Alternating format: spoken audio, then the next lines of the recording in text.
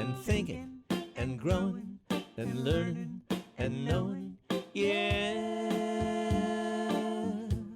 Welcome back, everybody, to another episode of the Think and Grow Show with your host, Dr. Z. And Professor P. Who do we have with us today, Dr. Z? Yes, we have the lovely Nancy Major. Nancy is an author, speaker, and an unstoppable Christian coach. Nancy helps her clients learn to silence their inner critic, overcome lies of defeat, and become an unstoppable force for good. Nice. And today we're going to be talking about Nancy's book, A Wretch Like Me. And I'm going to read the subtitle, A Modern-Day Mary Magdalene Saved by Grace. Beautiful. So, Nancy, for those of our listeners who do not know who Mary Magdalene is, why don't you enlighten us and share some of your story? Sure. That's a really common question, actually. And she represents a biblical figure. So her character is portrayed in the Bible. And in several shows, certainly when I was growing up, I was always under the impression and sort of told that she was considered a prostitute because she was caught in the act of adultery and brought before Jesus. So the Pharisees and the religious leaders of the day, that punishment at that time was stoning, death by stoning for a sexual crime. And she was caught in the act of that. So she was brought before Jesus, and he was asked by the religious leaders, what would you have us do with her? Kind of to challenge Jesus. And his response was, he who is without sin cast the first stone, the famous line, right? And all of the religious leaders, one by one, started putting down their stones. And so then Jesus said to the woman, who is here to condemn you? And she said, no one, sir. And he said, then neither do I, and go and sin no more. And so I relate to her character from that, my early understanding of who she was and what that whole story is in the Bible, as someone who was caught in a sexual sin, if you will, and then publicly humiliated and given a death sentence for what she had done. And in my life, that was something I could relate to. So when I wrote the book, I was inspired by that. It seemed an eloquent way to describe a very ugly time in my life. Yeah. Well done. Yeah, we both read the book, and it's, gals and guys, it's a page turner. You're going to flip through this thing so quickly, you're going to go, wow, where did it go? Well done. Thank you so much. So Nancy, talk about what inspired you to share your story, because you are reputable and a businesswoman, and to come out with something like of this caliber, of this stature, that you don't know how it will be received. So talk a little about that courage that it took to come forward with that. Sure. One of the characteristics about my life is that time in my life was something that was so painful and very, very shameful. And although I had become a believer, God had intervened in my life. I had a very intimate encounter with him at a particular point in my story. And I believed that, I had repented, he had forgiven me, my life was going to go on. And he certainly changed the trajectory of my life from that point forward. And I moved to this area and sort of set up a whole new life. And I had a name change, I established myself here, and I was given opportunities to serve in different missions that I felt God was calling me to serve in. All the while, this secret was very much buried. And I don't know about you or other listeners or anyone else, but if you've done something you're ashamed of, if there's some secret in your life, if something really hurt you in your life, for a lot of us, it seems easier if we just bury it. And if we could bury it far enough down, we think we're safe. And the problem for me was it haunted me. and it bubbled up underneath the surface again and again. So I developed a sense of paranoia. I had gotten very concerned that out of nowhere, I could go run an errand, for example, run to the gas station and bump into someone that might know me from that life. Right. Yeah. Even though I'm in a totally different area, and even though I have a different name and my life is different. So this sense of paranoia and this sense of fear, because of that great shame, I was terrified of anybody finding out. It had remained a secret, and I just kept living with that. And along my path, as God does, I think, it's a process, it's a journey. I can't tell you that he just waved a magic wand and everything was better all of a sudden.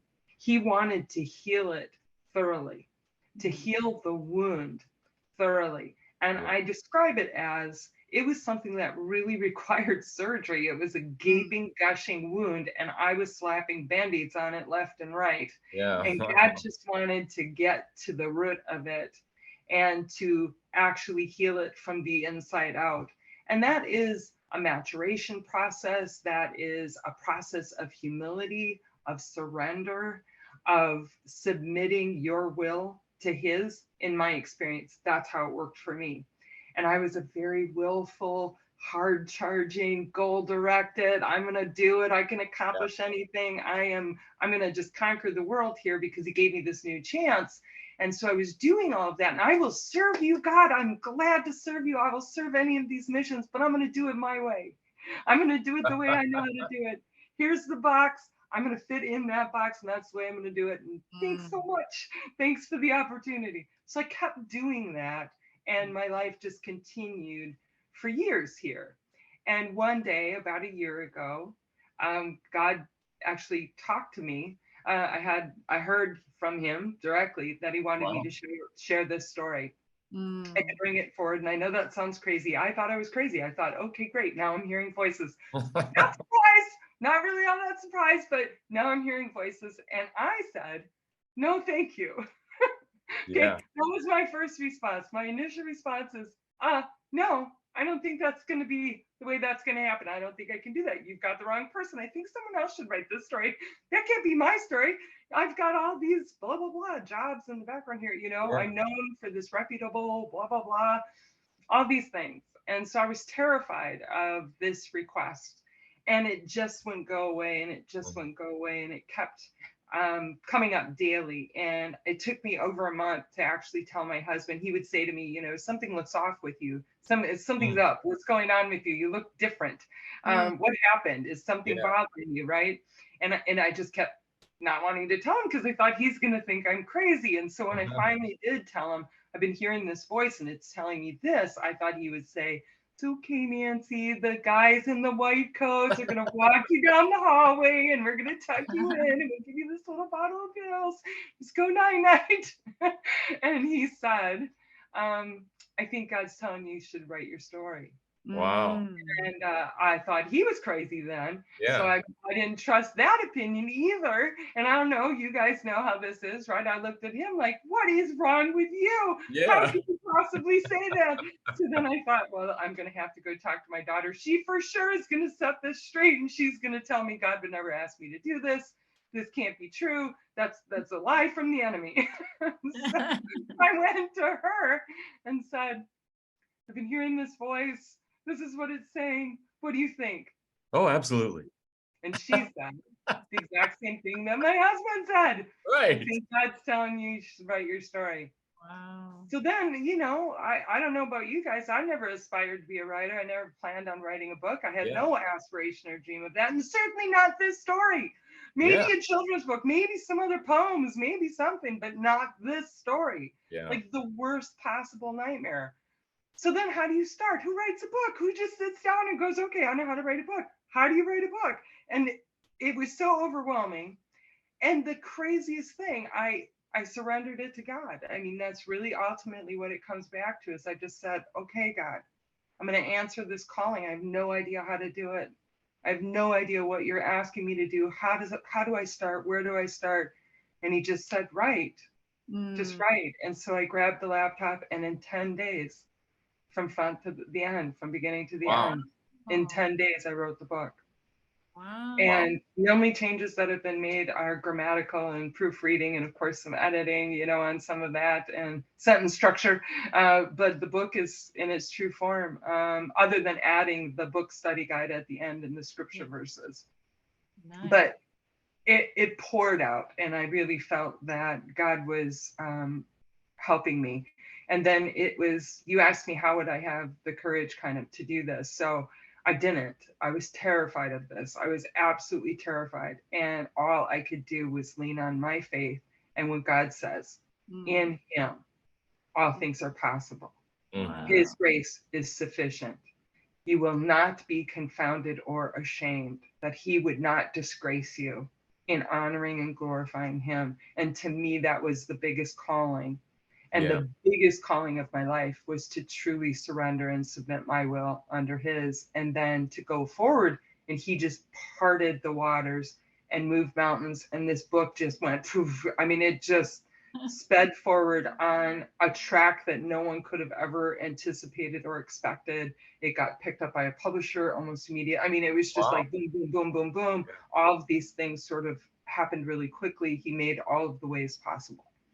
And so here we are. And so now you have the book in your hands and you see the end product of that. And during that process, God had inspired me to become someone who could be a vessel, be used to help other people because of the journey, because of the process, and to be very forthright. I'm not a victim. I wasn't trying to write this book from a victim perspective. I believe that we own our story or we don't. And I wanted to be the owner of my story, right? I didn't want to be a victim to circumstance or to someone else's doing. It's my story. I lived through these things. God walked with me, and it's His story. At the end of the day, it's His story. It's what He's done in my life. Nice. So take us back to some of the beginnings. I totally get it, because in terms of you talked about how your dad he favored the other kids, and it sounds like from reading the book you've had a up and down relationship with your mother. You tell significant stories about how she helped you, but with this adversity connected to it. Well, I'll help you, but you better pay me back right away, and things of that nature. Just talk a little bit about how you overcame those adversities when you've got two parents and that's the interesting part. You talked about how it's interesting how in the beginning you overcame this adversity of your parents not being there for you, supporting you, and now you have a husband and a daughter who are your support network. So you talk about that in whatever order you want to, maybe contrast it or whatever you want to do, but it's incredible where you are now to where you started, right? Well, first I have to tell you that my childhood was definitely, I would say, a hot mess. I think that my mom did her very best. My dad was not in the picture. The man that I refer to was my stepfather. Okay. And he and my mother had a child together. And also my younger sister was sort of adopted into that little family unit. And I was sort of outside of that. I think parents do the best that they can. Yeah. That's, I think all of us can say that. So I give my mom a lot of grace. She's a very courageous woman. She overcame a lot of things in her life. However, we are estranged. We do have an estranged family. And it's just not something I'm really comfortable going into at great length. It's a painful part of my life, and it still is. I have come all the way through, and this through years and years and years of God's grace and His love, is understanding that if I hold on to bitterness, if I hold on to unforgiveness, it will kill me. Yeah. It doesn't just hurt me. It will kill my purpose. It will kill my calling. It will squeeze out anything good that God is trying to do in my life, so I can't hold on to it. And I did for years. I had a really hard heart in that area. I was very angry about a lot of things that happened in my childhood. And I think a lot of people can relate to that. We've all had wounds, right? We've all been hurt in different ways, whether you were bullied, whether you were made fun of, whether you had parents who loved you or parents who didn't, people who abused you, people who didn't. I mean, we all have things. There are all kinds of families with all kinds of really painful secrets. Mine is certainly no exception to that. It's not worse. It's not this whatever. Yeah. But if I stay there, then I can't really truly walk worthy of my calling. Yeah. And so to be worthy of my calling means I have to forgive and genuinely want the best for them. And I do. My stepfather passed away. I have no relationship to my biological father.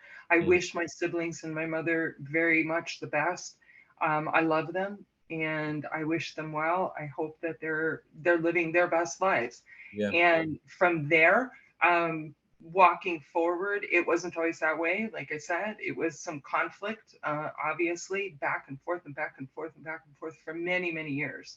And just a lot of pain in that family of origin. And I don't think that's an unusual story. I think God blessed me when I could release it and truly forgive it and genuinely from my heart of hearts want nothing but the best for them, but recognizing that together for some reason our chemistry is toxic.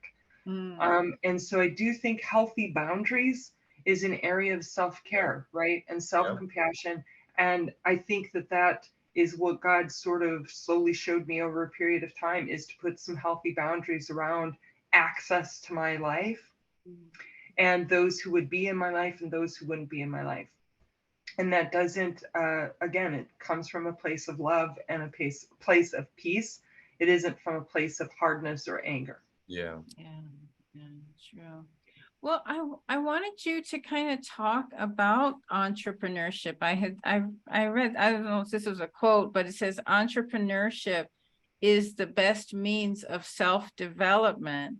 Because it's interesting, in the beginning of the book, you talk about the jobs that you had, but then you were always being pulled maybe towards entrepreneurship and having your own business. And you said you're very driven and you're very much a goal-oriented person. So how has the entrepreneurship kind of helped with your self-development? So I think some of us are probably really bossy kids and maybe really driven and hard charging right from the start. And I guess that would be probably an apt descriptor for myself. I was told at a very young age that I was a precocious child and I had a lot of moxie. And I did not know what either of those things meant, but I took them as a compliment. And when I was 9, 10 years old, I discovered these, do you remember those grocery bags, the paper bag kind with the hard handles? They were like the cardboard kind of handles. And they still have them at some of the grocery stores, those real hardy bags. I collected those and those became my briefcases at a very young age. And one of the very first things that I ever earned was my own typewriter. So when I was about 10 or 11, I had gotten an actual manual typewriter, taught myself to type, used to make out recipe cards for babysitting services and distribute them throughout the neighborhood. I sold anything and everything you could possibly imagine. Was really good at it. It was really sort of a natural gift. And I had my first business at a very young age. So I was actually an entrepreneur before I went into the workforce. And so I had early jobs, but I was also always entrepreneurial. And so that spirit, I think, was just a gift and something I was drawn to at the same time. Didn't know how to manage it. When you're really young and you're stupid and you make a lot of dumb decisions, you don't know how to manage money and you have a lot of self-limiting beliefs. And you come from maybe some belief systems that are very self-destructive and self-sabotaging. It didn't go over real well. So I failed a lot. But through each of those failures, I think I learned a lot of really core lessons, and the whole thing to personal self-development, the experience of failing forward, failing faster, right? Failing faster so that the pickup, the overcoming, the getting back up on your feet happens quicker. And I think that is such an important lesson, is the resiliency that you have to have, because 9 times out of 10 things you do are going to fail. And in that original context, maybe, and then you pivot. That's the word, right? You pivot, or you transition, you change it up, you do something different, you learn from the things that didn't work. And okay, so what do I need to do now? How do I need to make that work now? So that was a skill set that entrepreneurialism, of course, I would say utilized but also maximized. And then in other callings, in so many of the roles that I've been in, which were executive leadership roles and working with boards of directors and gobs of volunteers, wonderful, well-meaning people who wanted to come up alongside of me and really push a big boulder up a gigantic hill, right? Yeah. That's how nonprofit work really is. And you're really trying to serve a cause or a mission, and you can't push the boulder up the hill by yourself. So you need a bunch of people behind you. And that also grew different skill sets and different ways of working with people. And I wasn't always good at it. Sometimes I was the one standing on the boulder, pushing it right back down onto the people. Sometimes they were, right? So, I mean, there's a lot of things that you learn about relationships and navigating conflict and how to share power and the title and the status and all these silly things. And there's a lot that I learned, and I will share this with you. I was one of those people who really wanted everything that the world said I should want. All of the titles, all of the positions, all of the money, all of the things. And I went after those things hard. And I was successful many, many times at achieving those things. And when I reached the end of it, when you come to the very end of it and you ask this question, why am I here? Yeah. Why am I here? What is the importance of any of this if I have no sense of meaning in any of it? I've achieved it all. Great. I achieved it all at a very young age. So for someone like me being at the top of my game at such a young point in my life, where do you go from there? I mean, there was no higher position. When you're the CEO or you're the owner, you're the president of, at some point you have to start looking inward, right? And saying, okay, what is it that I'm actually here for? And God did a lot of work inside of me. I credit my faith for that, and God's work in me and through my life to show me that it was, again, as I told you early on, it was all being done in my own will, in my own box of strength.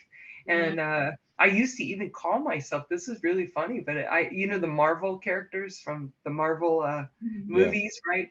So I used to call myself, I would liken myself to the Incredible Hulk, which is a strange thing, right? To call yourself. That would be the way that I pictured myself, is that I could call on instantly the strength, this formidable strength that came out of nowhere, and I could carry a huge load. I could walk through walls. I could break through any kind of barrier that would be in front of me. And again, all in my head, in my own strength, in my own will. And what do you do when you do that? You're just beating yourself bloody. You're just bam, bam, and I have a lot of strength. That's true. And a lot of resilience.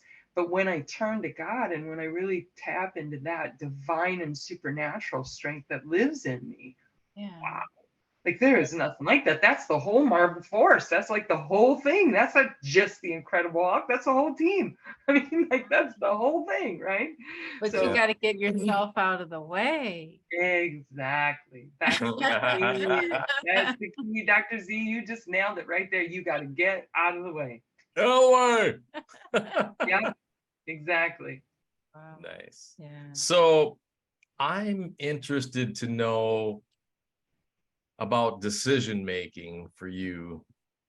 Decision making, people, is one of the most powerful things that we need to focus on. Oftentimes we jump out of that airplane and the parachute's not even built yet, or that classic saying of shoot, ready, or shoot, aim, ready. A lot of times people will do those types of things, which is good because then you can course correct, like you had mentioned previously.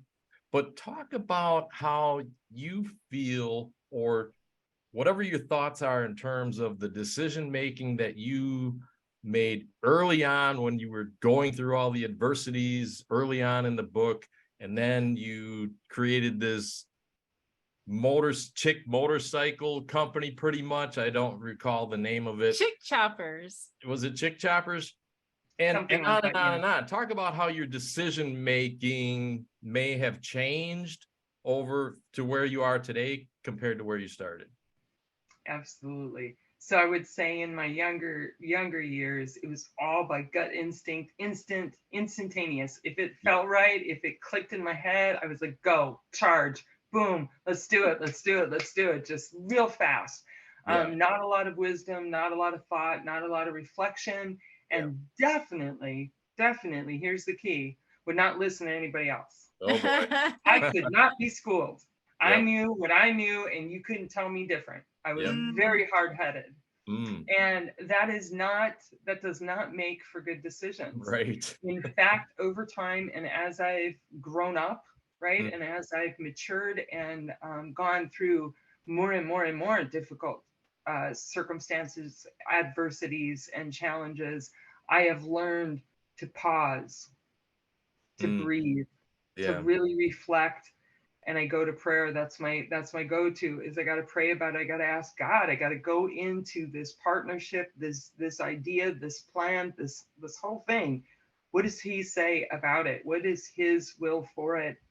And really, typically I end up getting surrounded by different people that can speak into whatever the circumstance is that I'm facing now, whatever decision I need to make today. About big things. I mean, this is daily. It's going to God with gratitude, and then praise and worship, and then of course the things that I have set up for the day. I don't know how that's going to go today. I don't know if that's God's will for today, but here's what I got going on, and I'm going to just work with you, God. You just kind of direct my path. If I'm doing it wrong, you got to let me know. But today I really do pause. I reflect, and I ask my wise counsel. I ask those, like, for example, those that have done it before, people who have failed before, people, what lessons they have learned, how would they do it? Here's an idea that I have. Here's what I'm thinking about. Here's a vision that I have. How does that sound to you? Poke holes in it. Tell me everything I'm missing. Tell me what I can't see. Right? Because I think God puts people in our path because they have gifts and talents and strengths that we don't have.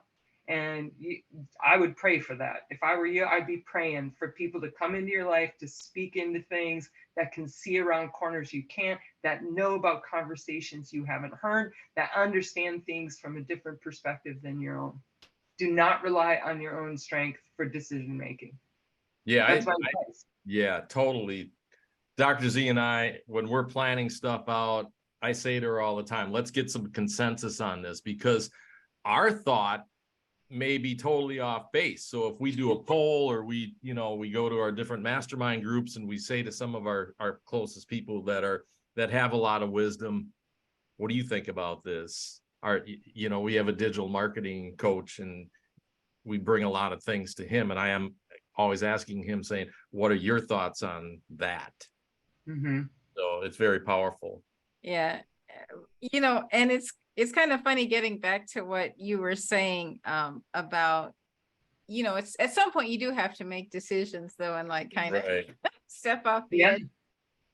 But I was amazed because in the story you talk about how hard you pushed yourself after you had a significant spinal injury. And I was like, wow, what do you think was driving that? Because even when you knew you could have made it worse, yet you were still so driven to push through and to, what was driving that, I guess? What is your take on that when you look back on your behavior? Definitely. Well, again, I would go back to one of my greatest areas, which I don't think I'm unique in this, but I would say it's a hard one for most people to talk about, is pride. I was a very prideful person. I had a great deal of insecurity that I was masking by having pride, and no one could help me.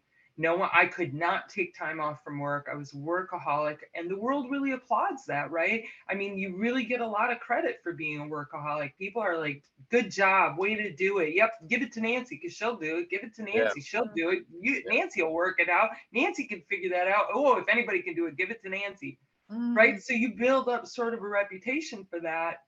And so then your pride is attached to that. Your ego is attached to that. And that's where the submitting part and the surrender part, I wish I had done that quicker, because the pain that I put myself through And the way that I talk about that in the book is what God used that season. It was probably one of the most painful physical seasons I'd ever gone through, based on an accident. I broke my back, my pelvis, and then I ended up, my gallbladder blew up like the day that I got out of the wheelchair. Wow. And had to have emergency gallbladder surgery. Then I got a staph infection. And I mean, like, how many more signs do you need? You know, what's your sign, right? Slow Here's your down. sign. Here's your sign. Here's Take the time out. Right? And I was, you know, doing everything under the sun to make it worse. And Yeah. really just could not get out of my own way. Kind Yeah. of something you had said earlier, right? I could not get out of my own way. And when you asked me what was driving that, it was fear. And it was that whole thing, fear of being seen as, what was my greatest fear? Less than, less worthy than, not good enough. Yeah. That I would fail, that I would let people down. So that part of me that was so insecure, what masked that, what came over the top of that, was this huge sense of pride, this big ego, this thing. And I mean, it's kind of funny to say that, but that's really what is driving it. It's, I cannot submit to God or anybody at that point in my head. I just wasn't willing to say I can't do this. Yeah, so that fear factor overruled. Take time out, heal your body, let the world move on without you for as long as it takes to heal yourself. So we're constantly given messages all the time, excuse me, all the time, and it's whether or not we hear the calling. Yeah. Right? And Right. I really like what you said here, and I did write this or look at it here. It says, what I can tell you is that in my mind, I had been resting. So you believe that you, Yeah. the inability. I had surgery. I mean, I was in the hospital for the surgery, right? Okay, I'm ready to go. Let's go. I've been resting. The inability to shut off work was an all-consuming addiction. My pride, yeah, you say my pride would not allow me to let go of it and trust God. I had yet to fully surrender, because I wrote that down, surrender, because you talk about that surrender to God. Mm-hmm. Even though I believed in my heart that I had, I didn't recognize my own pride and disobedience in thinking I knew better how to handle my challenges and problems than God. That's just such an incredible admission. Now, does that struggle still come up? Because I imagine that's such an ingrained part of who you are. Yeah. It is. It's something that I think when you have kind of the personality type that I have, it's a natural default. So as soon as things get moving fast or whatever, I'm going to jump right into that mode automatically. And then I remember the pain. That's what I'm going to tell you. God used that season to teach me, whoa, okay, remember the pain. Okay, slow down, take a pause, reflect, bring it back to God, slow down. So it's always that message of remember the pain. And the pain, there's a good work that happens in pain. And God does some incredible things through seasons of pain that at the time we don't recognize what he's actually showing us. And it's not that he wants us to go through pain, but he will not waste the pain. And so by not wasting the pain that I went through physically, just talking about that in that sense, he has given me tools now today and strategies today to teach me how to tap into, whoa, you're going too fast. There is a likelihood of a crash if you keep going this way. Yeah. And I just recently read a fabulous book that I'd recommend called Grace Over Grind by Shay, and I don't know her last name, SHAE is her first name, Grace Over Grind. And it is really about partnering with God, working with God. I was thinking I was working for God. Does that make sense? Working with God. Yeah. He is the one in charge. If I'm working for him, then I'm doing it out of my own strength. Yeah. I'm still doing it out of my own strength. Right? instead of I submit my will to you, I submit all that I am to you because I'm breathing because of you. I can't even breathe unless you tell me I can. And to really understand what God's place is in my life is to understand truly, and I mean this with all sincerity, and not everybody will understand it and not everybody will agree, but I know I am truly nothing without him. He gives me the grace to be here, to try again, to do more good, to do the best that I can, to be a blessing to other people, and to truly be a force for good. And I believe that the people that I work with, they want to know what their true calling is, what their greater, higher purpose is. And honestly, that's all of our higher purpose. Is to be a force for good.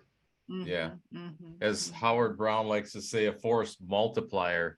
Exactly. Wow, we could go on and on and on, but I think we're getting close to our time here. I didn't look at the clock when we started, but so what would you say as we get towards the close of this is moving forward? What do you want to leave with the listeners? What's the one thing, there's a classic book, The One Thing. What do you want to leave with everybody that they can take and use moving forward? That is such a good question. And I really would go back to trusting God. Trusting God. He's got the plan. He's got your life. There is all good. He wants to work all things together for your good, even when it maybe doesn't look like that on the surface or on the outside. When you're going through tough things, recognize you were born to be an overcomer. You were born to be a conqueror. You were born for resilience. You were born to do the hard and holy things. And it is our higher calling. I would tell anyone that. It is truly our higher calling to be a force multiplier, a force for good, a force for the world, to bring light into a dark place. There's an ocean of pain out there. There's an ocean of hurt. There's an ocean of darkness. And we are called to be salt and light. Yeah, so that's great for all, sorry to interrupt, but that's great for all the followers. But what about the people that haven't gotten to the place where you're currently at? What would you say for those people? Is to reach out to someone who is to open up, to talk to someone, to share what you're experiencing, to share what struggles you might be having. I wasn't always a believer. Right. I didn't always have a faith base. What I can tell you is I kept hitting my head up against the wall. I kept hitting up against a brick. I mean, over and over and over again. So I'll tell anybody that. But I wasn't always a believer. I didn't write the book as if everybody on the planet was a believer. But I would tell you, I would ask the question back to the person is, what are you going to call on? Nice. I'm glad that you wrote the book too, because there are a lot of people. I know you're specifically not marketing to people that are in the industry or that are caught up, but unfortunately that is a reality for many people in the world, either secretively or out in the open about it. Absolutely. And it has destroyed so many lives. And I love the last quote, which I'll do, is you said, "The stronghold of insecurity, self-doubt, and fear that I'd been battling all this time seemed to vanish." And towards the end, he said, "The lesson I learned was that the key to unlock everything rests in his strength, his timing, his faithfulness, his goodness, and his will, not mine." And so I just love that. That is the ultimate surrender. So that's that's a message too for people that feel so trapped, is surrender, truly that. and reaching out and believing that there is hope available. You don't have there is a higher. What your past is does not have to dictate your future. Right. Amen. Amen. I 100% believe that. And to anyone who's listening that's still seeking, that's still searching, that might be feeling lost, that might be feeling trapped, reach out to a trusted friend, maybe outside your circle, maybe someone you admire, maybe someone who's 5 steps ahead on the journey of where you want to be. Look at some of the people you admire and maybe think, well, boy, I don't know if I talk to those people that are a little bit further ahead on this journey. And I probably should ask them, Yeah. how do they do it? What are they doing different that I'm not doing? It's one way to think about it too. Yeah. I want to commend you for the courage that it took to write this book, because I would guess that not everybody's ready to share all the stories that you shared about all the shameful things that you put in there and where you started and where you ended up. So thank you so much, Patrick. Thank you I so appreciate that. much. Yeah. So where can everybody get a hold of you? So my website is nancymajor.net. That is the best area for people to get a hold of me. And on there, there's connections to my LinkedIn, to my Instagram, to my Facebook page, to TikTok, to everywhere. The book's available wherever books are sold. 2 bookstores in the state of Wisconsin currently carry it. One is the Company Bookstore in Oconomowoc, and the other is Faith and Giggles in Hartford. Both terrific bookstores locally that carry it, but it's available on Amazon, Barnes & Noble, Kindle, you name it. So wherever books are sold. Next up is an audio version. Oh, nice. Nice. You're doing the audio? Hope so. We'll see. I'm working on that. On that. I don't have Patrick's gift of this voice thing. Oh, you want me to read it for you? Yeah, there you go. Oh my gosh. We'll see, right? Awesome. Dr. Z, any final words of wisdom that you want to add on? Yeah. I was just going to say, I love how the idea of the suffering symbol, how that thing which is your greatest shame can also be key to your greatest source of strength and success. So thank you for being that incredible example of that. Yeah. Thank you so much for sharing your incredible story. It had to take a ton of courage to put it out there. Yeah. I'm imagining you had a lot of apprehensive moments and sleepless nights and on and on and on. But it does sound like from reading the book, you've got a great support network, starting with your daughter and your husband. And I imagine you got a whole board of advisors, and that's great to have all those people in our lives. We all need that. Yes, we all need a community of support, and God has just surrounded me with a lot of love, a lot of support. I'm so grateful to be able to share my story and to be able to really glorify him and tell Satan, no weapon formed against me shall prosper. Nice. Amen. Awesome. Amen. Great place to leave it. That's a mic drop moment, everybody. And on that note, thank you in advance. Thank you guys so much for having me as your guest.